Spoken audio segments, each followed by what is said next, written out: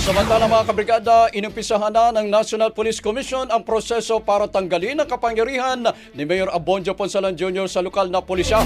Ito matapos aristuhin ng National Bureau of Investigation ng alkalde sa isang entrapment operation dahil sa umano'y kasong pangingigil.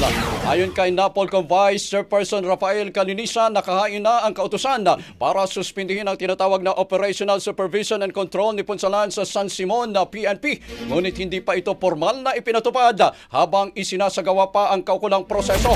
Nahuli rin kasi si Mayor Ponsalan at ang kasabwat nitong si Ed Ryan Dimla matapos na ireklamo ng isang steel company na hinihingan sila ng kabuang 80 million pesos kapalit ng favorable local resolution mula sa lokal na pamahalaan.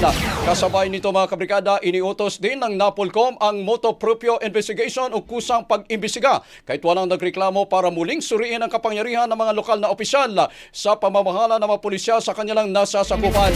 Sa ngayon mga kabrigada, nananatiling nakakulong ang alkalde at ang kanyang kasamahan sa punong tanggapan ng NBI sa Maynila habang dinidinig ang reklamo laban sa kanila.